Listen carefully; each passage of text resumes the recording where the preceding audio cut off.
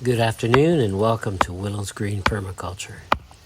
As I show you how we set up the camera for still camera shots, I'd just like to let you know today's video, it's going to be Magali and me together doing some bean shucking and talking to you a little bit about what we're going to be doing with our beans and our process and so on. The kind of thing we like to do after supper. Now, it's not after supper today, but we thought we'd come outside and do this in the garden and kind of show you what we do. So, if you're interested in that, then let's get started.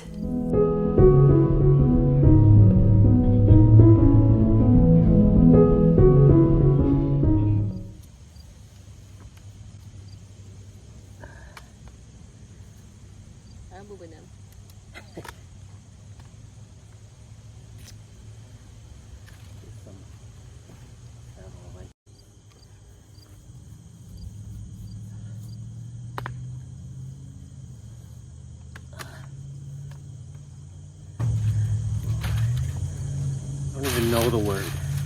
Shuck some beans or shell some beans. Shell some beans. I don't know. Well, If you don't know, I don't know. They should be crunchy. Yeah. They should just fall out. Oh, and we'll put that up. We'll put this shells.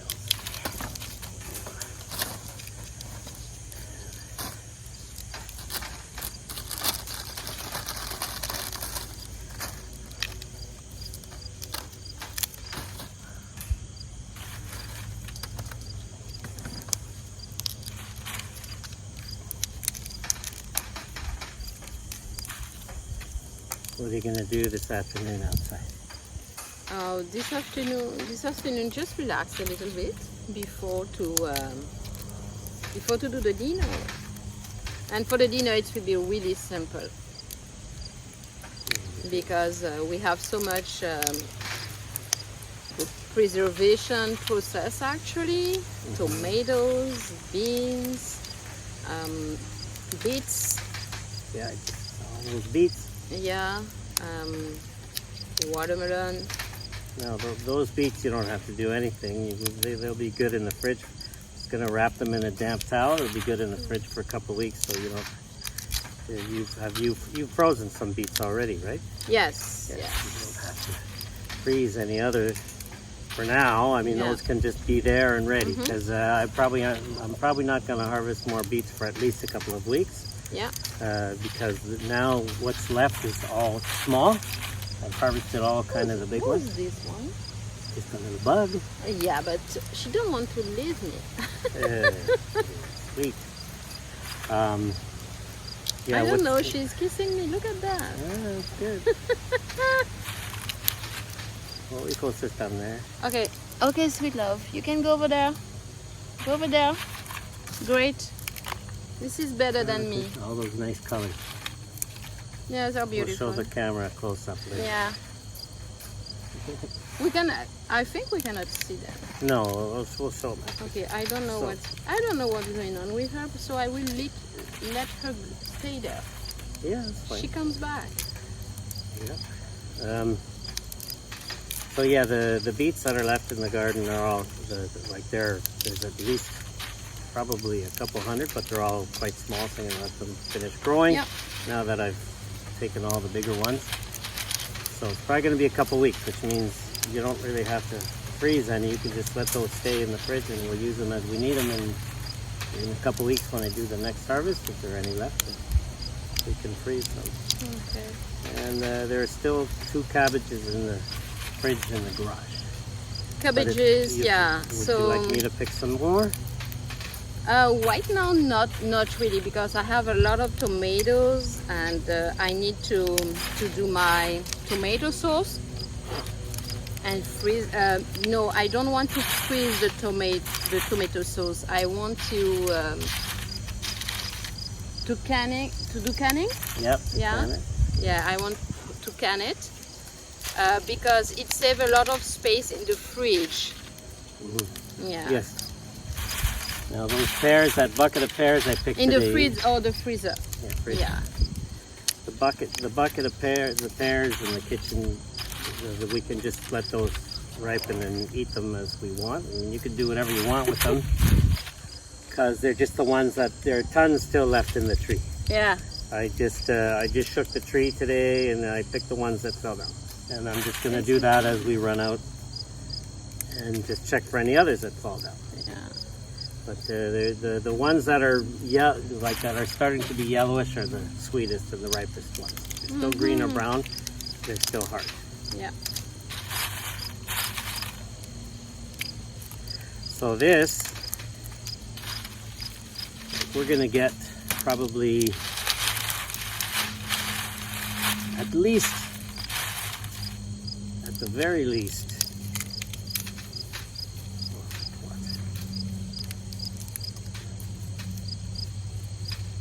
I think at least 70 harvests of beans like this. Yeah. Between now and the end of October. So that should give us enough beans for all winter long. Yeah. One thing I want to make is those chilies that I showed you, these chile ancho. I'm going to make chili poblano relleno with that. So you have a really creative ideas. Yep, well, I'm with bean paste, black bean, Oaxacan black bean paste, I'm using colorful beans. And those chile anchos instead of poblano, but I'm hoping they have a similar spice to them. And then the cheese. Roast them, stuff them, and bake them. So you will do the recipe? Yeah. My favorite one of my favorite Oaxacan recipes. And it's really easy. All we need is beans, peppers, and cheese. Now the bean paste requires garlic, avocado leaves with galls on them. We don't have those, but we'll use ceviche. Yes, you just use something else. You don't need specifically, the same ingredients. No. Yeah, that's you use what nature gives you. Yeah, you use it. That's it. And even in Oaxaca, they don't always have those the avocado leaves that have those gall bumps on them. Just happens sometimes, but it's those that give the best flavor. Yeah. But I'd like to buy an avocado and plant it just so we have the leaves, even though they won't get the galls here. Yeah. But we can have the leaves.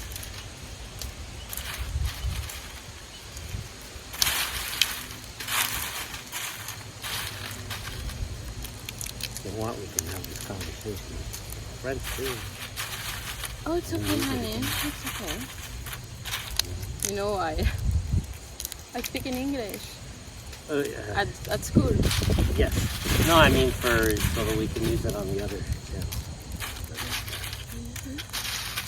So I spoke about this in a video a year ago, but I'll speak about it again here. So when we harvest the beans when they're dry, off the vine when they're dry and they're crunchy. You hear that? You can hear that they're crunchy and dry. That way they're really easy to break open and just pop the beans out.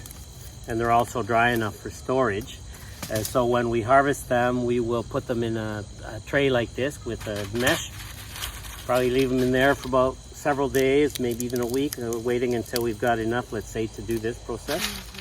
And sometimes if they're a little bit soft, then when we harvest them, if they look like they were dry and they weren't, and we harvest them by accident, we'll just let them stay in that tray for a little longer until they get crunchy.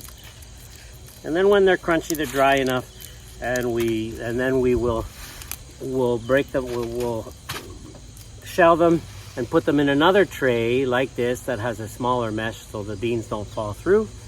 And then we'll leave them in these trays probably for about a week or two, because as you can see, they're easily stored. They can pile one on top of the other. We put them in a nice well-ventilated spot in our workshop, or sometimes in the kitchen, in the corner by the dining room, where we often, because in the winter time or in the late fall, we'll do this in the dining room in the evening after supper. Yeah. And then when, after they've sat in these for about a week or two, and we're confident they're completely dry enough to be stuck into a jar and, with a closed lid.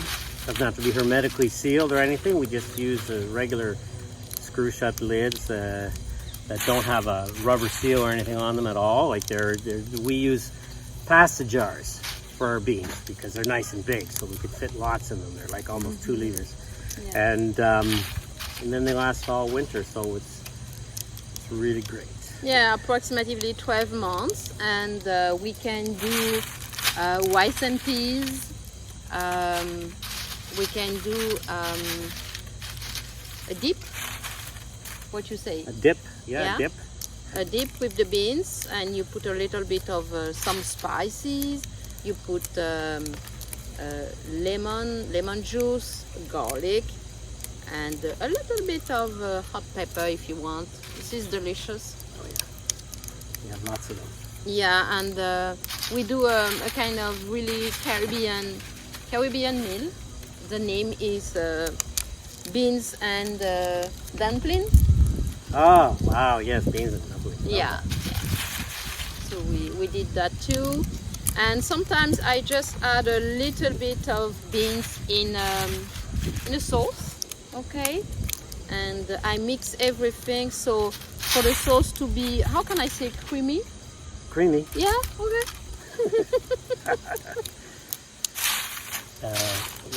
One recipe I like to do with beans is I want to make some Oaxacan style black bean paste, which I believe there's garlic in there and onions, and well, obviously our beans are multicolored, but they all taste the same, doesn't matter the color, and they do the same thing. And one of the special flavors in the Oaxaca black bean paste, which we don't have, is dried avocado leaves. Although I could grow on a small avocado tree to get the leaves, I could do that, except that the ones they prefer to use in Oaxaca are the avocado leaves that have these bumps on them, which I believe are a type of gall. And galls, I believe, are a type of, I guess, an insect or something, like a worm, or maybe they're a fungus, I'm not sure. But it's those galls that give the leaf the best flavor for the black bean paste. And just love it. But we don't have that for now, but what I think I'm going to use is some of our chipiche, because I believe chipiche is some people in Oaxaca use chipiche in their black beans. I just love it. I just love to have chipiche on the table and add it to everything. It's so good. Another thing, and so anyways, I'll take those, and we're growing some chile anchos this year. I prefer chile poblano for this recipe because it's got a real distinctive flavor, but I couldn't find any seeds. So we got chile ancho. We'll see what kind of flavor. I've already tried it once. It was a sort of a milder flavor. I think it's because we've had so much rain, so they're mild. And so we use I'll grill the chile ancho, and then so kind of like peel the burnt parts, and stuff it with the black bean paste and mozzarella cheese. In Oaxaca, of course, it's quesillo, but I'll use just mozzarella cheese here, and then bake that. Oh, it's good. The other thing I like to do with beans is the French-Canadian style. Pork and beans. Of course, I'm not a big fan of pork, so it's not actually, it won't actually be pork and beans, but it's all the rest of the ingredients are the same. So there's going to be maple syrup and stuff, onions, garlic, basically like whatever I can throw in the beans and make a nice paste, like a nice thick beans recipe. But the important ingredient in there is maple syrup. That's really good. And there's got to be tomato in there too. And I like that, pepper, and of course onions and garlic, of course. But maple syrup. And that's so good. That's so good. And I suppose if I smoked my peppers, well, that would give kind of that smoky bacon flavor for like both pork and I and put beans. my beans here. Yes. So you will be able to yeah, show so us yeah, let's show the beans what they look like. Yes. Oh, and one other thing I wanted to say, et puis je vais le dire en français après. So this is what our beans look like. Tons, and we get new colors and new designs every year because they just keep reproducing with each other. And in different parts of the garden, they end up looking different. Yeah, I don't know if you can see. Anyway, but the other thing is, so we stopped harvesting the green beans the end of August, although this year we stopped harvesting them in the middle of August, Yes. because we had so many green beans. We had enough for the year. Yeah. But anyways, at the latest, at the end of August, we stopped harvesting the green beans. Why? So to give a chance for the whatever beans are still there to completely ripen and dry on the vine. And at that point, there's still time for more beans to grow, even from the flower, to grow, get big, and ripen. Because the thing is, even when your first frost arrives, if your beans have started, like if they've ripened enough, and the bean inside has ripened, and the exterior has kind of started to dry, it's no longer kind of hard and green, like really green, then even with a frost, it'll finish drying, but it has to have started drying. If it's still totally green when you get your first frost, then those ones that, like if it's a hard, like a killer frost or whatever, the beans that are still green, they're just gonna end up rotting. Like, don't even try and dry them. My first year I tried drying those, I brought them inside and everything. Oh, it was just kind of gross. But I remember. so yeah, and so we just leave the beans on the vine for them to finish drying, because it could even be below freezing out, and like all day long and all night long, and that's not going to harm the beans if they're already drying, and they'll finish drying, and when they're nice and crunchy, we'll take them. And the ones that were green, well, they're just gonna, you know, the animals might eat them or whatever, they'll just fall down, whatever, but those ones we'll ignore. Some of them sometimes end up just drying as well eventually, but with tiny little beans inside. Yeah, I think right now we have seen everything. Yeah. Well, there's one other thing I wanted to say. This year I got some beans that self-seeded, which was the first time that's ever happened to me, because they had stayed hanging off of a sorghum plant that I didn't pick in the winter, and so they stayed there hanging there all winter long. And in the spring, some of those beans must have fallen down after all the frosts had done and grew. And that's the first time that's ever happened to me. I'm so happy about that. So I'm going to try it again on purpose this year, because that was by accident. There you go. And look, we're almost done. There you go.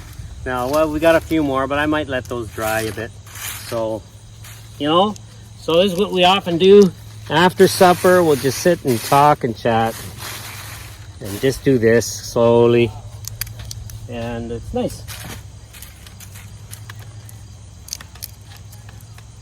We will see you next time.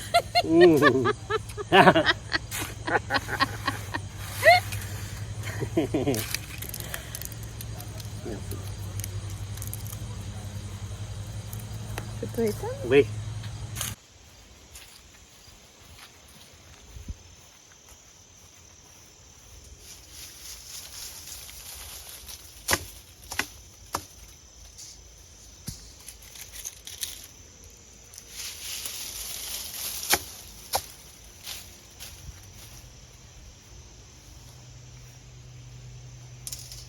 Merci.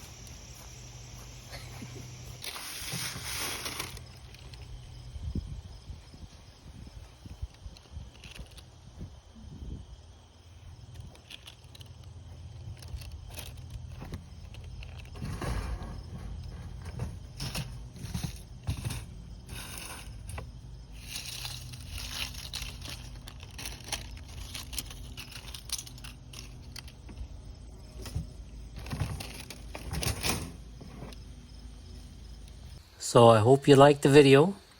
I hope you found it useful. And if you liked it or you found it useful, then please share with your friends. And if you haven't done so yet, then subscribe. Support our channel just by subscribing. Have a wonderful week, and we will see you next time.